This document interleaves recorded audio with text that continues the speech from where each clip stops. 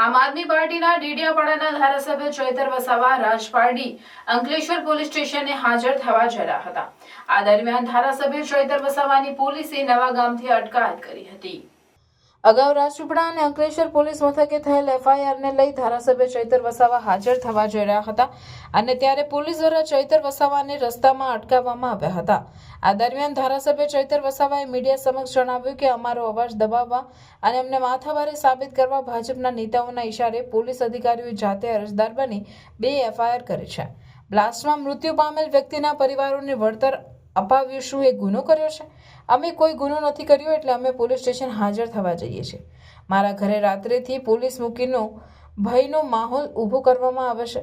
Police કાયદો વ્યવસ્થા જાળવવાને બદલે એજન્ટ બનીને કામ કરી રહી છે। આજે ભાજપ પૈસા, પાવર, પોલીસ, ઈડી, સીબીઆઈ અને વહીવટી તંત્રનો ઉપયોગ કરીને રાજ ચલાવી રહી છે। આજે ભ્રષ્ટાચાર, મોંઘવારી, રોજગારી, પીવાનું અને સિંચાઈનું પાણી જેવા મુદ્દાઓ બાજુમાં રહી ગયા છે। પોલીસ વિભાગનો દુરુપયોગ કરીને જે રાજ થઈ રહ્યો છે તેના પરથી સ્પષ્ટ કહી શકાય કે સંવિધાન અને લોકશાહી એ ખતરામાં છે।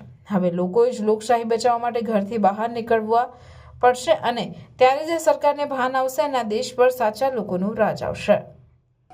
આ 4 કામદારોને અમે 30 લાખ રૂપિયા કંપનીમાં જઈને ઉભા રહીને વળતર અપાવ્યું, અમારી ભૂલ છે। હવે માણસ મરી જાય, 10,000 કરોડની કંપની છે તો 30 લાખ આપ્યા એમાં શું વાંધો છે? અને કંપની વાળો બિચારો તો રાજી ખુશી આપ્યા છે તો એમાં બિચારા એફઆઈઆર બી પોતે પીએસઆઈ અરજદાર બને છે। તો આટલી તો કેવી પોલીસની મજબૂરી છે કે પીઆઈ અરજદાર બને, પીએસઆઈ અરજદાર બને? ત્યાં એટલું બધું દારૂ, ડ્રગ્સ, ઇનલીગલી બધું ચાલે છે, એના પર કેમ કાર્યવાહી કરતા નથી? અમે તો સીસીટીવી ફૂટેજ આપ્યા છે 35 જેવા, એના પર કોઈ કાર્યવાહી નથી। અમારા પર ઉપરા છાપરી રાતોરાત 2 એફઆઈઆર થઈ જાય, 70 લોકો પર યાર અમારે કે પછી છોડી દેવાનું છે? એટલે અમારા ન્યાય માટે અમે તો નીકળેલા છે। પોલીસને યોગ્ય લાગે પૂરવાના હોય તો પૂરી દો। તમે કેવો છો કે અમે બોલાવીશું તો તમે અમારું બજેટ સત્ર ચાલુ થાય ત્યારે બોલાવશો? તમે અમારી આયોજનની મીટિંગો વખતે બોલાવશો? અમારા લોકોનું કામ કોણ કરશે પછી? ના, એટલે અમે આજે અમારી પાસે ટાઈમ છે, મહિનો તમે આ ડિસેમ્બર, જાન્યુઆરી છે પૂરી દો। અમારું પછી બજેટ સત્ર ચાલુ થશે ત્યારે અમારે લોકો માટે અમારે વિધાનસભામાં બેસવું પડે છે અને ત્યારે પછી તમે જેલમાં બેહાડી રાખશો તો લોકો માટે કોણ બોલશે? અમારા જેલમાં જવાનું પેલે થતું નથી। બીજું આપને જે દિવસે મીટિંગ ઉપરાછાપરી એફઆઈઆર એટલા માટે કરેલી છે કે આ ભાઈ માથા ભારે, એટલે ખરી ચૂંટણીમાં મને અહીંથી તડીપાર કરી દીધો હતો। એટલે આવી રીતના હમણાં બજેટ સત્ર છે, લોકો માટે કઈ માંગશે, બજેટમાં ઉઠાવશે, સરકાર સામે બોલશે, એટલે હવે તમારે પાછી પાસા કરવાની, તડીપાર કરવાની તજવીજ ચાલે છે, ભરૂચ પોલીસ કરે છે। એટલે તમારે તો જે કરવા, મને તો કોઈ વાંધો નથી, 5 વર્ષ નહીં 10 વર્ષ જેલમાં રાખો, પણ અમારા લોકોનો અવાજ કોણ કરશે પછી? એટલે જેલથી મને ફેર નહીં, ત્યાં બી મને રોટલી શાક ખાવાનું મળવાનું જ છે, બધી જગ્યાએ મળે છે। એટલે એનાથી મને કઈ વાંધો નથી, પણ અમારા લોકોનો અવાજ દબાઈ જાય છે। કોણ કામદાર માટે બોલશે પછી? કોણ આદિવાસી માટે? વાત બરાબર છે, તમે બોલો જ છો, તમે અમારો અવાજ દબાવી દેવો યાર, ઘરે રાતે પોલીસ મોકલી આપો।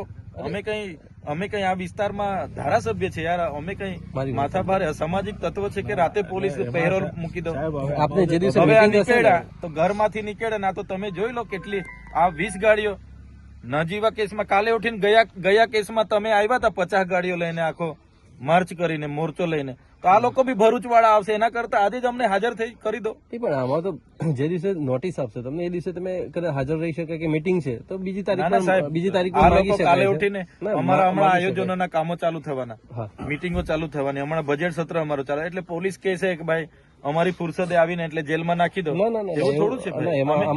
અમે એફઆઈઆર કરી છે, આજે અઠવાડિયું થઈ ગયું, હાજર કરી દો મને જેલમાં, આપ કપડા બપડા લઈને આવ્યા છે, પૂરી દો। બરોબર છે ને ના હજુ બી એ લોકોને સંતોષ ના હોય તો ફાંસી સુધી મોકલાવે એટલી તજવીજ કરી નાખે, તો પછી યાર આવું થોડું હોય?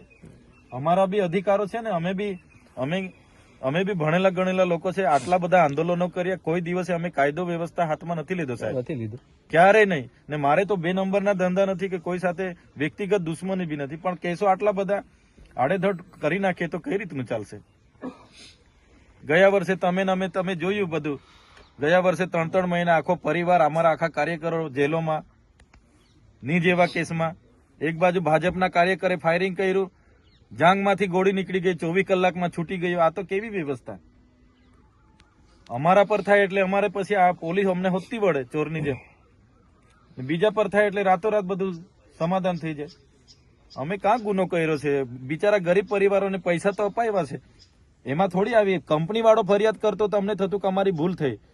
કોઈ ટ્રાફિક અડચણ વાળો ફોન કરતો કે મારી ગાડીને આ લોકો નડ્યા ને ફરિયાદ અમે રાજપાડી કરે. હવે પીઆઈ પીએસઆઈ ફરિયાદ કરે તો અમારે શું સમજવાનું સાહેબ? આ કાયદો ને વ્યવસ્થા છે.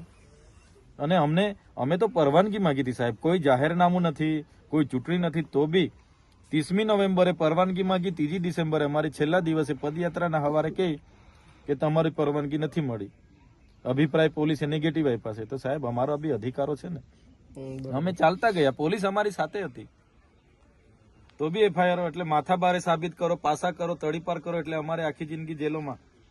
તો લોકો માટે કોણ બોલશે? અમને તો કઈ વાંધો નથી, જેલો કરો કઈ વાંધો નહીં. એટલે તમે ત્યાં વાત કરી લો, અમે ત્યાં જઈએ છીએ હાજર વાત થઈ. કરી લીધી છે સાહેબ આપણા એસપી સાહેબ ને બીકો એમના જોડે, નર્મદા પોલીસ સાહેબ જોડે, SP સાહેબ જોડે પણ વાત કરી. સહકાર આપે. ભરૂચ પોલીસ નો મામલો છે, આપણે શું કરવા જીબાજોડી કરીએ છીએ? જો અમારા માટે બધું સરખું છે, આખું નહીં તો ગુજરાતમાં સરખું અમારે છે, પોસ્ટિંગ પણ તમારે કેવાથી પહેલા થોડા એફઆઈઆર રદ કરવાના. એ તો અમે રદ ના કરી હા, તો શકીએ. જવા કોર્ટ દો ને, સિવાય કોઈ અમને રદ અમારા નહીં કરી વકીલો શકે. બધા રાહ જોઈએ છે. કોર્ટ સિવાય કોઈ રદ નહીં કરી શકે, હું આપને કહું છું. ના, કોર્ટની પ્રોસેસ તો અમે કરવાના છે, કે જેટલી એફઆઈઆર થાય એ કોર્ટમાં જ અમારે કર્યા કરવાની. કોર્ટમાં તો જવાના જ છે, જે અધિકારીઓ કર્યા છે એમને બી બોલાવીશું. એવું થોડું જરૂરી છે? તમે જાઓ તો વાંધો નથી, પણ તમે જે આહવાન કરીને જાઓ છો તમારા કાર્યકરો, સાહેબ public તમે જે મીડિયામાં ભેગી કોઈ થાય જગ્યાએ છે, બતાવો, મોટા મારો મેસેજ હોય ને, તમે બધા ગ્રુપ જોઈ લો, મીડિયામાં કોઈ જગ્યાએ મેં કોઈને કીધું હોય કે મેં ત્યાં આહવાન કરીને આવું છું તો મને બતાવો. પણ એવા મેસેજ છે સાહેબ તો તમારા આપણે ગ્રુપમાં હોય તો છે ને. બતાવો. મેં તો અમારા સાંજે ગ્રુપમાં પોલીસના ફોન આવ્યા હતા, પોલીસને મેં કીધું કે હું કાલે જાઉં છું. ટ્રાફિક છે, law and સીધી order વાત છે, મારે એનો કાં પ્રશ્ન છુપાવવાની છે? થાય.